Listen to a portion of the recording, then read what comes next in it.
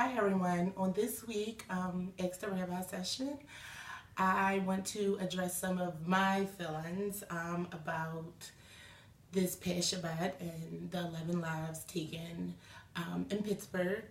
So Rabbi Zeph, my question is, why would God let this happen in a place of worship? I know evil is everywhere, but why would he let this happen to his people? So it's a really hard question to answer, of course, but I think part of the answer is that the act of reaching out to God, the act of reaching out to something beyond us that we can't see, we can't prove it exists, but we're on faith, we're saying maybe there is something in this world, maybe there is something beyond what we can see.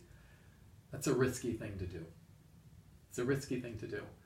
And we can't expect that when we do that, we're somehow protected because we connected to God.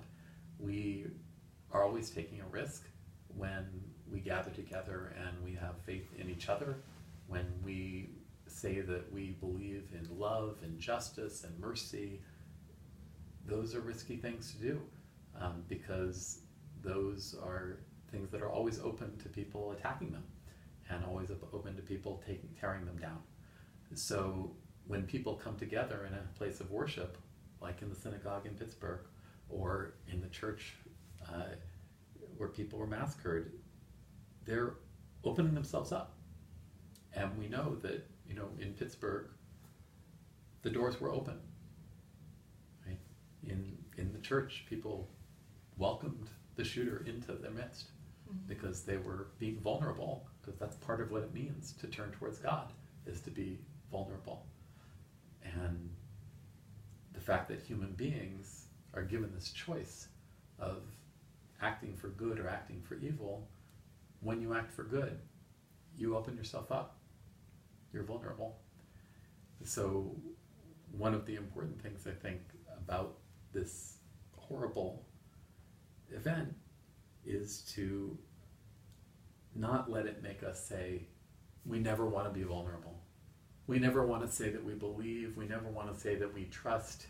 We never want to say that we have faith, because we'll get hurt. And there's always going to be that possibility, but it can't stop us. We can't let it stop us from reaching out, from having faith, from reaching out to something beyond us, because that's ultimately what makes our lives meaningful. And that's what we have to do, even in the face of these horrific acts that have happened to people of many faiths in this country over the past couple of years. Thank you, Rabbi Zach. Please show up for Shabbat this weekend as we stand in solidarity with the families in Pittsburgh.